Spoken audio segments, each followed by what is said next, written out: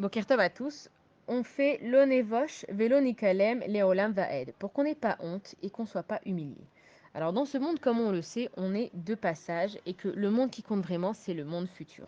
Ça veut dire qu'après 120 ans, chacun d'entre nous va avoir des comptes à rendre à Hachem sur que ce soit nos actions, nos pensées, et que le livre de la vie de chacun, il va être devant Hachem avec tous les détails. Ça veut dire que quand on dit qu'on va être là-haut et qu'on va avoir un jugement, c'est pas les jugements d'ici où on est au bon gré d'un juge et de témoins. C'est que là-haut, il y a les caméras 24 heures sur 24, il y a la pointure des micros. Il n'y aura aucun détail qu'on pourra dire à Hachem que ça s'est pas passé comme ça. On va être devant nos actes et on ne pourra pas les refuter.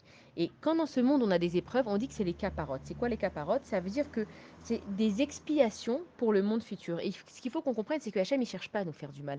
Hachem, il cherche pas à ce qu'on s'apitoie sur son sort. Hachem, s'il nous envoie une épreuve après l'autre et que des fois on a l'impression qu'on va jamais s'en sortir, en fait, Hachem, il est en train de nous dire, regarde, tu as fait des choses qui sont pas bien. Et c'est dommage parce que tu es en train de t'enlever ta part du Olam Haba. Donc, soit tu te repentis par toi-même parce que chaque action que tu fais, tu la réfléchis et tu pèses si c'était bien ou si c'était pas bien. Mais si on n'arrive pas à savoir exactement ce qu'on fait, c'est le cas d'ailleurs de nous tous, alors Hachem, il va nous envoyer des épreuves dans la vie. Et ça nous donne à réfléchir et surtout, il faut les accepter avec amour en sachant que Hachem, s'il nous envoie ça, c'est juste pour notre bien à nous. Et qu'il vaut mieux avoir honte dans ce monde ici, parce que c'est une honte, même si elle est terrible et elle est passagère, plutôt que dans le monde là-haut. Parce que là-haut, on ne pourra jamais refuter ce qui s'est passé. Parce que si ici on a un jugement dans un tribunal et qu'on a honte, on ne connaît pas tous les détails, on ne sait pas exactement ce qui s'est passé. Je peux essayer de mentir sur une action en disant oui, c'est vrai que j'ai fait du mal à cette personne, mais la vérité, je ne le pensais pas.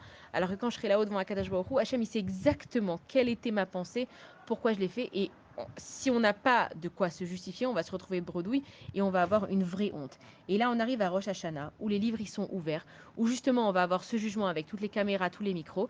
Et il faut qu'on essaye pendant ce mois de Elul, il nous reste pas beaucoup de temps, mais il faut qu'on essaye au maximum de accepter nos nissionotes avec amour, de réfléchir qu'est-ce qu'on peut faire mieux pour ne pas avoir honte dans le monde futur. Shabbat shalom à tous.